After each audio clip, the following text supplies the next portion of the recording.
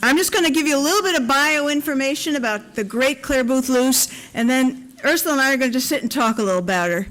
And I said this will be a little bit shorter, but I wanted to tell you that back in 1993, when we were founding the Institute, we thought about naming it after a great woman from modern times that today's young women could look to for inspiration. You know, we all love Abigail Adams, but she's just not, her life was so different from our women today. So it really turned out to be no contest. The Luce Institute is named after one of the most amazing women of our time. She was an outstanding conservative. She lived from 1903 to 1987 and had a truly interesting life. She was a pioneering conservative woman, and she did things in her life that, as Ursula said to me the other day, we were talking about this panel, opened up the doors for you conservative women today who want to stand up and speak out. She really did things decades ago that were just quite remarkable. And she's a conservative woman heroine. So let me just tell you quickly some things about her. For those of you homeschoolers, where's Elizabeth? Well, she really is a model for homeschooling. She had a father who was a traveling musician, and her entire formal education was 2 years of grammar school, and then when she was 14, she went to 2 years of a very good high school, graduated at 16 from the Castle School, in just 2 years, and she was first in her class. She was so smart. But you see, her dad would go from job to job, and the family would just go with him. She was a voracious reader. You know, they say, once you teach a child to read, that's it. They can really educate themselves. Her mother kind of pushed her into an early marriage when she was 20 to a wealthy New Yorker, George Brokaw, who unfortunately also, it seems, was a brutal alcoholic. And they did have a beautiful little girl together, Anne, but it wasn't a workable situation. When he was sober, he was the finest man in the world. When he was drunk, look out, and he was drunk an awful lot. So after divorcing him, she was fairly comfortable, but she went to work at Vanity Fair magazine, which back in the day was a really distinguished magazine. She did a collection of satirical essays that she had done in the magazine. It was called Stuffed Shirts, and she was making fun of the la-di-das in New York, some of whom weren't always so nice to her. And she was named managing editor of Vanity Fair in just a couple of years.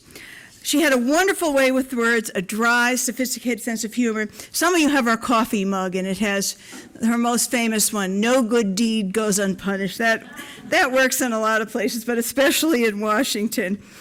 And she left the magazine to do her playwriting, and her first play was produced on Broadway, and she married Henry Luce, who was the founder of Time and Life. And back in the olden days, those were actually moderately conservative magazines. He's the son of two boys, Henry and Hillary's aunt.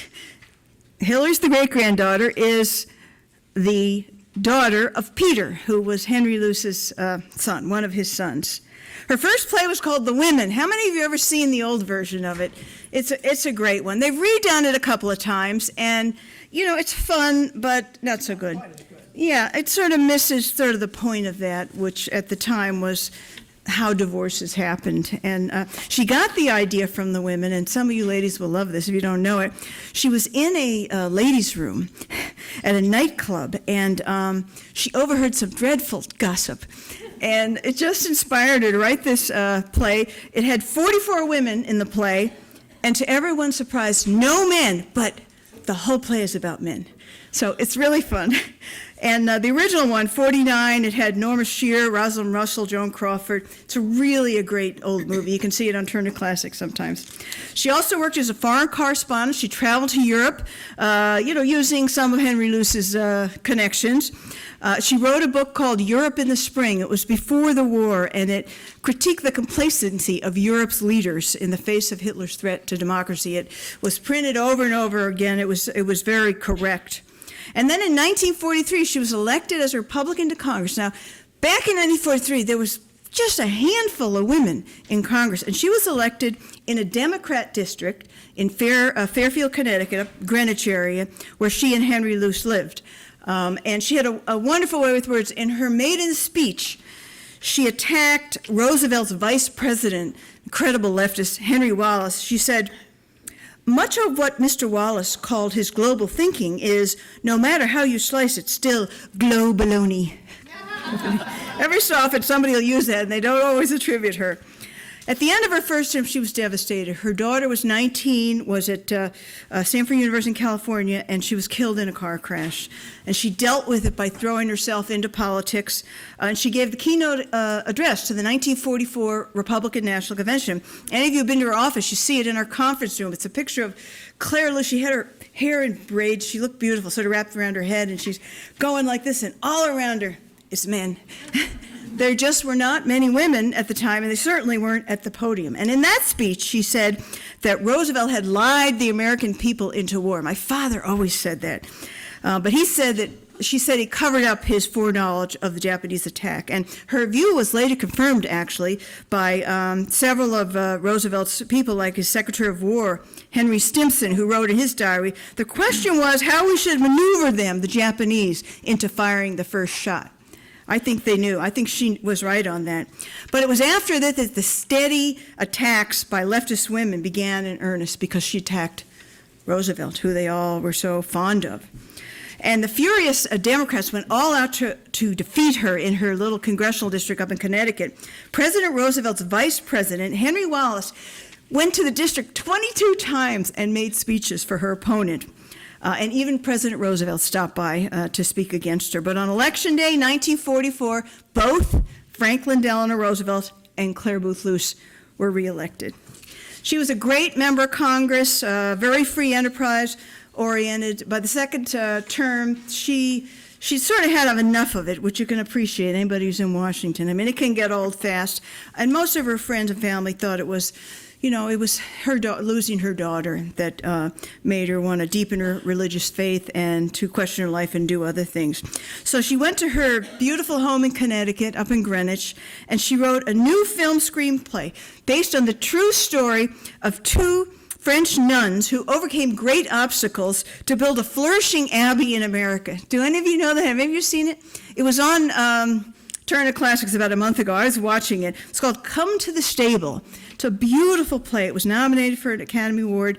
It was Loretta Young, Celeste Holm, beautiful movie back in the day before Hollywood portrayed most religious leaders as pervs and thieves. And then in 1952, she decided to get back in politics. She campaigned for President Eisenhower. She made more than 100 speeches. And after 20 years of Democrat rule, she said it was time to get back. And Eisenhower knew that she knew Italy from her wartime travels and other travels and had been a foreign correspondent. So he nominated her to be U.S. ambassador to Italy. Now, this was the first woman ever named to a major ambassadorial post. Of course, the Democrats opposed her, and the Italians, frankly, being a little behind in terms of women's roles in society, they were a little reluctant too. But she was confirmed, and 50-year-old Clare Boothe Luce and her husband set sail for Italy, where she'd become the first woman in an ambassadorial post like this. She had 1,000 employees, 8 consulates, 9 information centers. The story goes that the first thing she did when she got there, and the person that she hired told the story, Letitia Baldwin, she had to hire a wife. You know, for an ambassador, the wife is critically important. They have so many roles in the embassy. And Henry Luce was a good fellow, but there's no way he was going to be like the wife. So she hired Letitia Baldridge, who actually told us about it. And she was later Jackie Kennedy's social secretary, that she's best known for that. But she won everybody over. She learned Italian. She was just drop dead beautiful. You'd go into a room, people would say, and all eyes would just swing, these beautiful blue eyes and this beautiful skin. She was witty, she was smart, she was beautifully dressed, and she won them over. She helped the Italians in all kinds of ways. Ursula was telling me, she was reading in one of her bios about, she basically stopped the communists who were making huge moves to come into Italy, and she was able to negotiate a solution to that. And she had millions of admirers in Italy, including the men who, as I said, were quite skeptical. And they referred to her as La Signora, which means the lady. And whenever they spoke about La Signora, it was Clare Boothe Luce. But toward the end of her second year in Italy, she began to get ill. Her feet were numb, her hair was falling out, her nails were brittle and cracking, and suddenly she had chronic fatigue, this woman who never stopped. So she came back to the U.S. for a month, seemed to recover, but when she went to Italy again, the symptoms returned. Further tests at the U.S. Naval Hospital in Naples revealed she was being poisoned, and there were quantities of arsenic that had accumulated all over her body. The CIA was brought in to investigate, and they discovered that the painted roses on the ceiling of the room she used as her bedroom had been dropping lead dust on her for 20 months. So they took care of the ceiling, and she recovered and finished out her term. When Henry died, she moved to Hawaii, but she spent a lot of time in Washington serving President Nixon, President Reagan.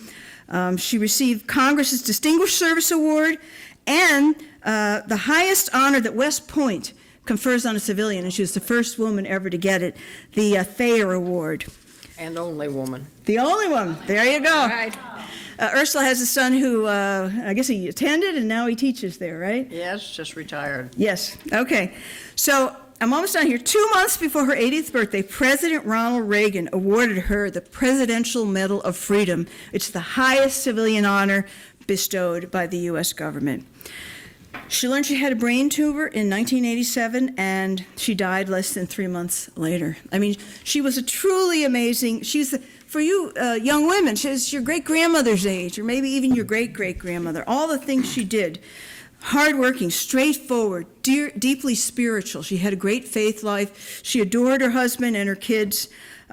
She had a brilliant career. I don't know how many have seen that movie, My Brilliant Career. She truly did. And it was because she was the most influential woman in both modern American political history and the American conservative movement that we chose, with the permission of her family. The lawyers said, oh, you got to ask the family and get the written permission, so we did. We chose to name the institute after her. Now, let me tell you a little about Ursula Meese. She's been in Washington for 30-plus years now, although I heard her say eventually she's going to come back to California. No. No? Just move out of Washington. Okay, move out of Washington. Okay. California's got All a little bit too much for me. I I love Santa Barbara. I love the ranch. She grew The up government is not great. You grew up in Washington, and I grew you up knew as a young Washington, child. but after graduating from the University of the Pacific, she began her career here in California in probation work, and then she served as a member of the San Diego County Grand Jury, and later as director of the William Moss Institute, a public policy institute with American University. I think I've told you this story, but I have to tell all of you. One night, my husband was at an event, something that I couldn't attend, and he came home and he said to me, I sat next to the smartest woman I've ever met in my life. And I said, well, who was that? Where's Ron? He's out of his mind. He said, Ursula Meese. And I thought, I need to get to know this lady. And How flattering. I'm glad I did. Ursula serves on so many boards. They're listed in the program there in the speaker description. But she's very knowledgeable about nonprofits and the way lots of things work, and we love having her on our board.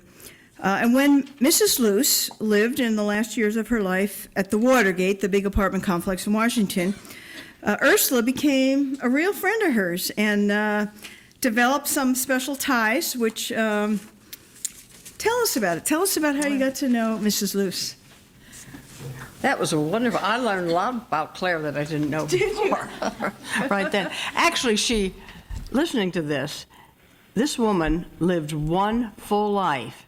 Literally, it was 4 complete full lives. She was a writer, a diplomat, a socialite, a mother. It was just amazing what this woman did.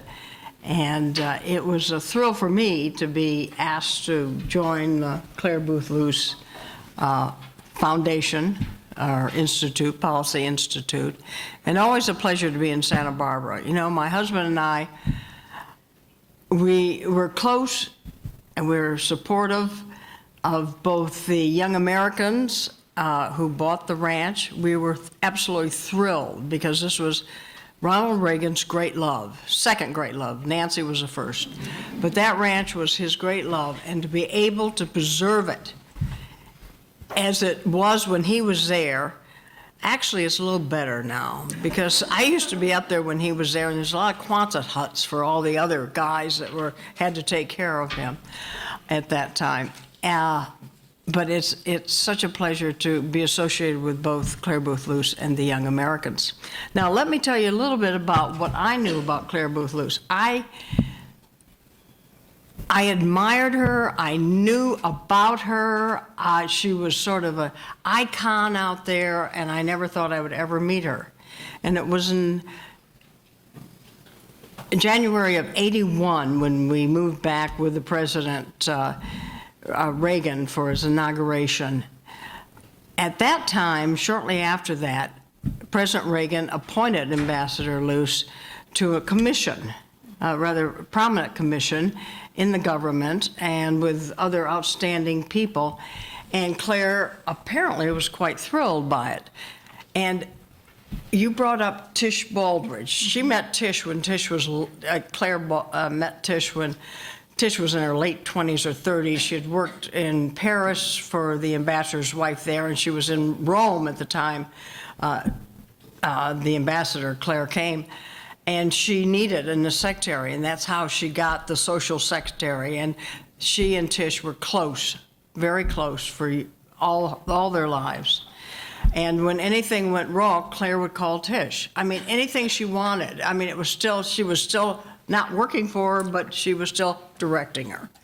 And so apparently after she got on this commission, she calls Clare and she calls Tish and says, okay, you know, I've got a couple questions before I go to our first meeting at the White House with the president. You know, this is, quite important. Yeah. And she always wanted to be right on top of everything. She never just wanted to go blindly into anything. I did not know her at that time. So she says, well, I know the Meeses, and Ed Meese is the consular to the president, and he has an office right next to him there in the White House. Why don't you call and just get this kind of information from them? Well, fine, Clare calls up, and whatever it was, they took care of it.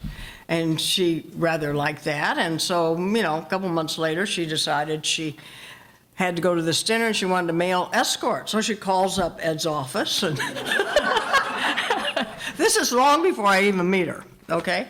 And so the young man, several people in this audience will know him and laugh, was the one that apparently answered all her questions. His name was Ken Cribb. And he said, I will escort you. Well, she and Ken got along like this. Ken had the world's best sense of humor, and Clare did too. And they just, whenever she needed a male escort, they were together. About 40 years difference, and he was about 4 inches shorter. But then, she decided she really would like a book about her last 10 years of life and a little bit about her. There had been books written about her, but she just wanted to do this. So she contracted with Edmund Morris's wife. Now, I'm not sure, do you remember her first name? Sylvia. Sylvia, that was it, Sylvia Morris. And I'm not sure Sylvia wrote much, but anyway, she contacted her, and Sylvia said yes, she would be glad to do, just a little book, not a volume of things. And Clare was quite happy about that, but she decided she needed a secretary. So who does she call? She calls the consular's office, Ed Meese. She says, I got somebody down there that could be my secretary. And Mary Lee Melvin, who was his secretary then, now we call administrative assistant, said, yeah, my sister is in town and she's looking for a job. So she went to work for Clare as her secretary, as sort of part-time, went full-time, and really did handle quite a bit of things for Clare during the early 80s at that time. And I think the first time I had met Clare socially in a couple of functions at the White House those first few months, or probably the first year or so. And then after she hired Melvin, she had her over at her house for dinner, and she invited Ed and I for dinner. Now, the house, you're going to love this. I thought, how could she possibly invite the ambassador to this two-room flat in the southeast part of Washington for dinner? So there were 6 of us, and it was charming. I mean, it was just, casserole and the whole thing. Clare loved it. We got to know her. I got to know her, better than I did at a social function like this. And we had several things in common. And so it was a very comfortable thing. She was fun to be with. It was just a joy. And she's witty, and practically sitting on the floor in this little small place was just very comfortable. It's like she's been there every night of her life. It was in July 22nd in 1982. Our son, 19-year-old sophomore at Princeton, died in a car accident, and I was in Panama. My son, the military guy, was in Panama. Our daughter was in Alaska, and Ed was fortunately in the United States, in San Francisco. And we all came back to Washington, and some of you, I'm sure, have gone through this experience. And once you lose so suddenly a child like this, you are totally numb. I mean, literally, you're functioning, but you don't know what you're doing. I mean, it was just one of these things. You just had to go on, and I didn't want to go on. And because Ed was in public life, we got many, many letters. I mean, just wonderful letters. I would say 90% were from people I did not know. The letters that meant the most to me were about 6 or 7, and they people I did not know, but people who had lost a child similar to how we lost Scott. And just reading that, you know, they were capable of writing and saying, you know, they're still alive, they're still fine, you're going to be fine. It was the encouragement that was just sort of got me from one day to the next. About 3 weeks after Scott's death, probably sometime in the middle of August, I get a call from Clare, and she's very sympathetic and says, you know, this concerns me a great deal because I've lost my daughter. And I didn't even know she had a daughter at this point. She said, and it just brings back all these memories as if it were my daughter, because I can relate so much to Scott because they were both in college, both the same age, both the only person killed in the car accident. And she said, could you come and have tea with me? And you know, I was just overwhelmed because she not only gave me the comfort when she was calling, saying, good Lord, this woman's lived a long time. I didn't know her daughter died 40 years before my son. And so when I went down there to the Watergate for tea, we spent, gosh, you know, I think it was about 2.5, 3 hours. And she just relived this whole life with Anne. And she told me Anne was named after her. I said, really? She said, yes, my first name is Anne. I never knew that. So, you know, it was always Anne Clare, and she just went by Clare.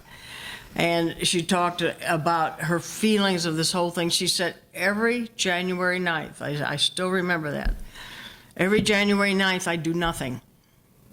I don't answer the phone. I don't leave the apartment. I will eat something. I spend it with my daughter. I spend it in the spirit. And he said, you have to do something like that.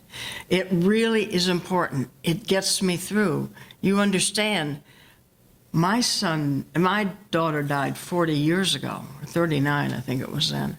She said, I have made it through. I am a better person in some ways. I'm more sensitive in a lot of ways. And she really gave me the strength to say, okay, Ursula, you're going to make it. You may make it. I think you may make it. So, and then we continued telephone conversations, and we would meet occasionally at fairs and such during that time. I remember, she's still got our secretary, writing the book, Sylvia. She starts reading some of Sylvia's book. She calls me up. I don't know why. I'm not a writer. She says, this is awful. I can't have her do this. This is an embarrassment. You know, I mean, it was just one of these things. I said, well, why don't you just let it go? Oh, no, I'll give her a little more time. I'll correct this. And it was very funny. I mean, the whole thing. To this day, did Sylvia ever publish that? She published a bio up to the time when she served in Congress, and it's dreadful. It is dreadful. Oh, and Claire, her granddaughter, told me that Mrs. Luce confided in her. She took years to write this, and Mrs. Luce confided, she's waiting till I die so she can write whatever she wants. But she had selected her. It was it was a crime. It truly was. And well, a little bit of the background of that is Edmund Morris is the one that was signed up to write the Reagan bio. Right. Now, let me say, in all fairness to Edmund, who I hate, wrote the Theodore Roosevelt Volume 1 and 2. Well, Theodore Roosevelt had been dead years when he wrote it, so, you know, he sort of had a little more freedom in the biography. It was beautifully done. Well, it's the first time he had ever been signed up, and I guess the people who selected, including President Reagan, wrap up, okay. You're just getting warmed up, I know. Okay, Edmund, so they signed up Edmund. Well, Reagan is still president. He's giving him an hour, you know, every 2 or 3 days just to tell him. And, you know, Edmund doesn't even realize that what you see as a president is what you see as a person. This man is the same person. He just couldn't believe it. He could not write the book until literally 8 years later, or finish it, and it was a disgraceful book until the president went into early time Alzheimer's. Right. And it was just a crime. So that was a very sad part, I think, for Clare. The other funny thing that happened, I'm talking to her one day, and I said, you know, I've just been invited to go on the Marymount University's Board of Governors. And I said, you know, Clare, I'm not a Catholic. I don't even, you know, I'm not a Catholic. I don't think I should do this. I said, you know, there's probably only, you know, 1 or 2 other non-Catholics on this. She says, no, you've got to go. You'll be good for them. You've got to go. What religion are you? I'm Lutheran. Oh, well, you're almost us.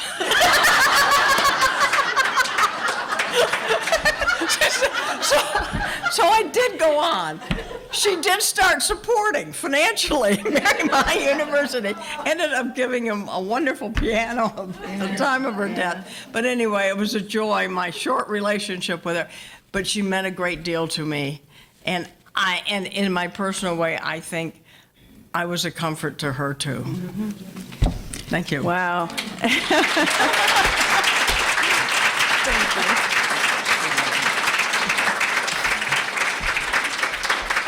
I think this is just too good to interrupt with questions, so we'll just leave you with all those wonderful memories. Thank you so much for sharing the stories. And she was a great woman, Clare Boothe Luce, and so is Ursula Meese. Well, thank you. Thank you very much. Did I really go on too long? Standing up for you.